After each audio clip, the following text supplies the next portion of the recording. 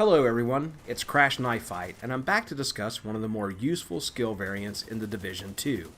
The array of skills available offers your agent some unique advantages, and I suggest that everyone at least give them all a try once or twice. But some skills are simply more valuable than others.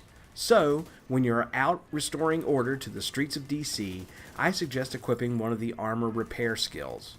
While the 4 skills with an armor repair variant operate somewhat differently from each other, the benefits are all relatively the same. With a finite number of armor repair kits available to your agent in the field, an armor repair skill prevents you from running through your kits on particularly demanding missions and activities, which leaves you cowering in cover just waiting for that grenade or hail of bullets to finish you off. Utilizing the right armor repair skill, you will find that you rarely even need to dip into your repair kit inventory to stay in the fight.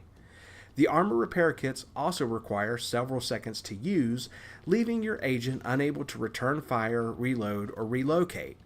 The skills, on the other hand, start repairing your armor once deployed, leaving your agent free to perform other actions.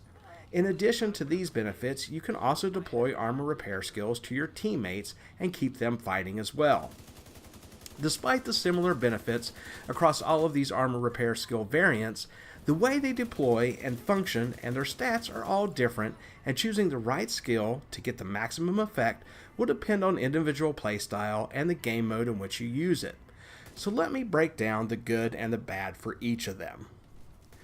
I'm going to start with my personal favorite, the Chem Launcher Reinforcer variant. This skill delivers a canister of armor repair mojo that the agent can drop at their feet or aim and launch towards teammates. The canister bursts into a cloud which will repair armor for a duration of 5 seconds as long as the agent stands or kneels within the dispersal area. One canister from the Chem Launcher will not fully recover completely depleted armor, but the skill does come with 3 ammo rounds and a cooldown of only 16 seconds per round. With multiple rounds at your agent's disposal and a super quick cooldown timer, you will rarely find yourself in a situation where you cannot repair your armor. The short cooldown and multiple rounds also allows you to be proactive. You will not feel like you have to wait until your armor is nearly totally depleted before deploying a canister. If you are new to the Division 2 or starting a second agent, I highly recommend unlocking this skill as soon as possible. This variant is perfect for missions and activities in PvE, particularly those where your agent is methodically moving from cover to cover. The downside to this skill is the fact that you must stay in the cloud to receive the effect.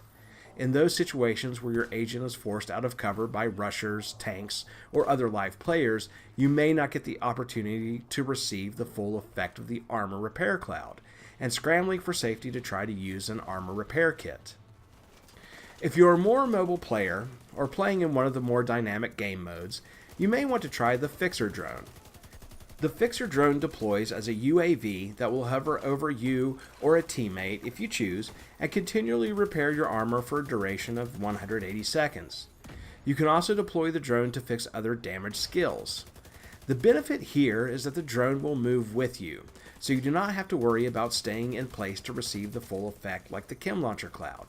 It will also hover over you and continue to repair armor while you are crewing a fixed minigun, so you can continue to spray round after glorious round without retreating to cover to heal up. The Fixer Drone possesses the longest active duration of any armor repair skill. However, there are some notable drawbacks. For starters, relative to its lengthy duration, it has a significant cooldown period of 144 seconds. This means you'll need to be a little more savvy with the timing of the deployment. This skill is best suited for quick and volatile encounters like those found in PvP modes or in activities in the DC open world. One tip to keep in mind: if you have completed an encounter and no longer need the drone, hold the deploy button down to destroy it.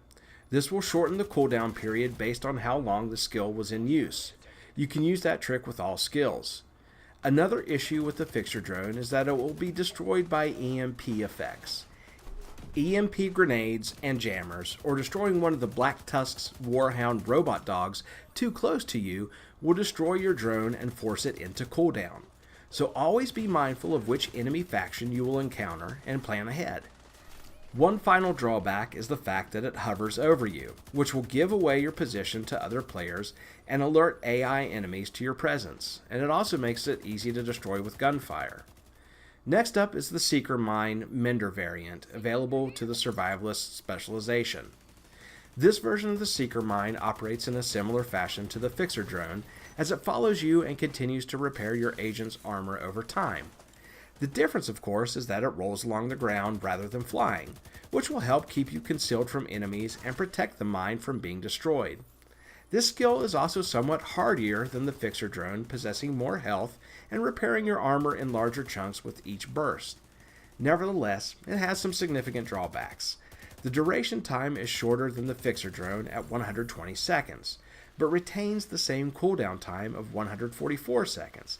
So, you will regain more armor over less time, but receive a shorter opportunity to do so. The other issue is that it's only available with the Survivalist, so if this specialization is not your cup of tea, or you're still grinding your way to max level, then you're out of luck. The upshot here is that there's a limited amount of difference between the Fixer Drone and the Seeker Mine, so it's probably going to come down to a matter of personal preference.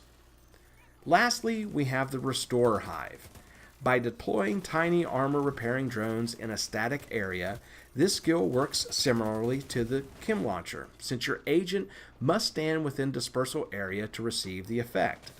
The dispersal area is larger than the Chem Launcher cloud and lasts for 50 seconds. The big drawback here is that the cooldown is a whopping 192 seconds.